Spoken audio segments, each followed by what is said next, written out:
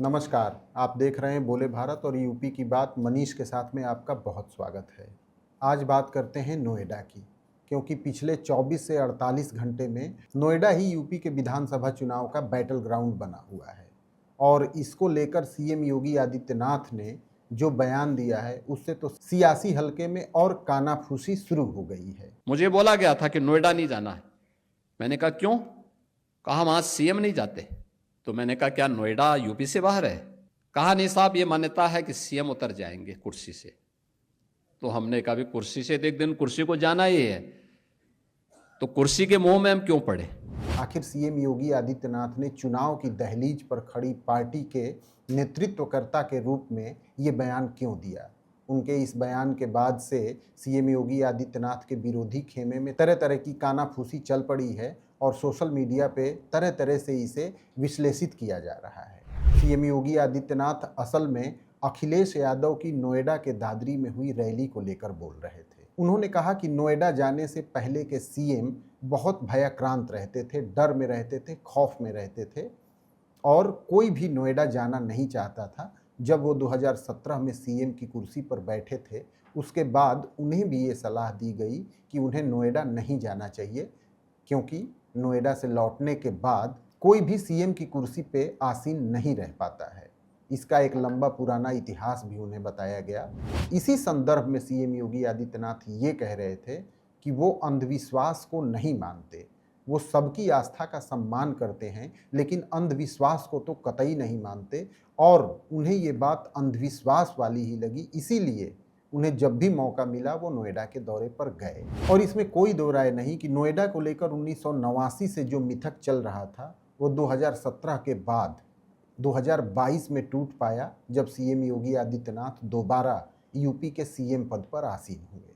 असल में दादरी में अखिलेश यादव ने समाजवादी समानता भाईचारा रैली को संबोधित किया 29 मार्च को और उन्होंने गुर्जरों को गोलबंद करने के लिए इस सम्मेलन का आयोजन किया था, जिसमें उन्होंने इस बात का जिक्र किया कि जेवर एयरपोर्ट, जिसका उद्घाटन 28 मार्च को सीएम योगी आदित्यनाथ और पीएम नरेंद्र मोदी के हाथों हुआ, इसको एनओसी सपा की सरकार में ही मिल चुकी थी। आधा अधूरा एयरपोर्ट उद्घाटन करके गए हैं।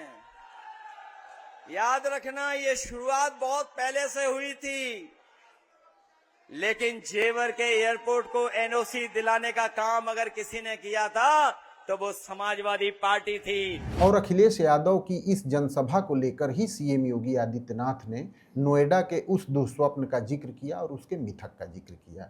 हालांकि अखिलेश यादव के जेवर एयरपोर्ट को एनओसी सपा सरकार में मिलने की बात पर मायावती भी बहुत तल्ख हुई। उन्होंने भाजपा नेताओं द्वारा उद्घाटन के मामले पर तो कुछ नहीं कहा, लेकिन जैसे ही अखिलेश यादव ने दादरी की जनसभा में ये बयान दिया कि जेवर एयरपोर्ट को एनओसी सपा सरकार में मिली थी, उसके तत्काल बाद मायावती ने ये ट्वीट करके सपा पे हमला किया और उन्होंने कांग्रेस को भी कटघरे में खड़ा किया। उन्होंने कहा कि सपा को विकासवादी राजनीति से कुछ नहीं लेना देना है। साथ ही उन्होंने ये भी जोड़ा कि यदि तत्कालीन केंद्र की कांग्रेस सरकार ने रोड़ा न अटकाया होता तो बसपा की सरकार के समय ही, यानी 2007 से लेकर 2012 के 5 सालों के दौरान ही जेवर एयरपोर्ट बनकर तैयार हो गया होता। मायावती ने कहा कि सारे बुनियादी ढांचे को अमली जामा बसपा की सरकार में पहनाया जा चुका था। हालांकि ये सवाल उठता है कि बार बार मायावती भारतीय जनता पार्टी की सरपरस्ती में क्यों उतर आती हैं। उन्होंने अपने ट्वीट में भाजपा का कहीं भी जिक्र नहीं किया, सिर्फ समाजवादी पार्टी और कांग्रेस को ही आड़े हाथों लिया। मायावती के बारे में पिछले लंबे समय से ये कहा जाता रहा है कि वो भाजपा की बी टीम के तौर पर काम कर रही हैं। इसे पूरा सच न भी माना जाए तो आंशिक सच्चाई तो दिखती ही है कि किस तरीके से बसपा और मायावती भारतीय जनता पार्टी पर सीधा हमला करने से बच रही हैं और परोक्ष रूप से जो कुछ कहना है वो कह रही हैं, या तो इसे भाजपा के सहयोग के तौर पर ही क्यों न देखा जाए। तो दादरी, नोएडा, जेवर सब इन दिनों सियासी हलके में बड़ा नाम कमा रहे हैं। दरअसल नोएडा को लेकर जो सीएम योगी आदित्यनाथ ने मिथक की बात कही वो आज का नहीं है, बहुत पुराना है। वीर बहादुर सिंह हो, बीपी सिंह हो, राजनाथ सिंह हो, एनडी तिवारी हो या अखिलेश यादव हो या मुलायम सिंह यादव हो या कल्याण सिंह हो, कितने मुख्यमंत्रियों का नाम गिनाएं। 1989 से लेकर 2017 तक ये मिथक बना रहा कि जो भी सीएम नोएडा के दौरे पर गया लौटने के बाद उसकी कुर्सी सलामत नहीं रही। इसकी शुरुआत वीर बहादुर सिंह के मुख्यमंत्रित्व काल से होती है, जब वो नोएडा के दौरे पर गए और लौटने के बाद उनकी सरकार गिर गई। ऐसा ही कुछ एनडी तिवारी के साथ भी हुआ। और तो और इस मिथक से इतने खौफ में भाजपा के नेता भी रहे कि क्या कहने। राजनाथ सिंह जब सूबे के मुख्यमंत्री थे तब नोएडा के एक फ्लाईओवर का उद्घाटन उन्होंने नोएडा जाकर नहीं किया, बल्कि उसका उद्घाटन उन्होंने दिल्ली से किया। अखिलेश यादव के समय तो इस मिथक को अपने चरम पर पहुंचते हुए देखा गया।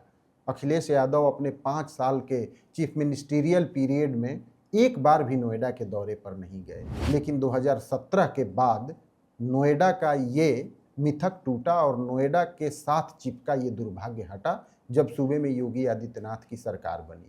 हैरानी की बात यह भी है कि वो अखिलेश यादव जिन्होंने 2012 में सरकार बनाने से पहले अपनी साइकिल यात्रा नोएडा से ही शुरू की थी, जिसे वो आगरा लेकर गए थे, उस अखिलेश यादव के मन में भी नोएडा को लेकर ये मिथक बहुत बड़ा घर किए रहा।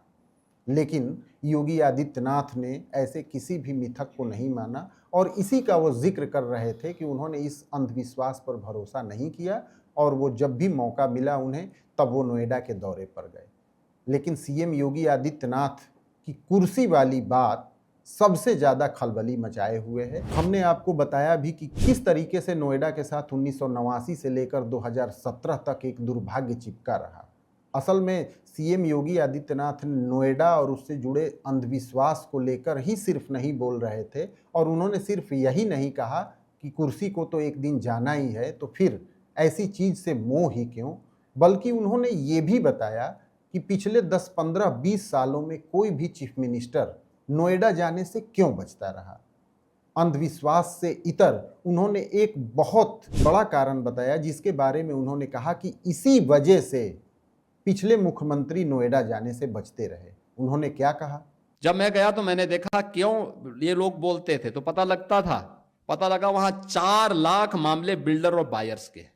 आप सोचो 15 साल, 10 साल, 20 साल पहले लोगों ने अपनी पूरे जीवन भर की कमाई बिल्डर को दे दी मकान के लिए, फ्लैट लेने के लिए, और बिल्डर पैसा दबाए बैठा है, पैसा नहीं दे रहा है, वो मकान नहीं दे रहा है, कब्जा नहीं दे रहा है। तो जाहिर सी बात है कि नोएडा को लेकर जो मिथक पिछले लंबे समय से सूबे में कायम था उसे योगी आदित्यनाथ ने तो तोड़ ही दिया है।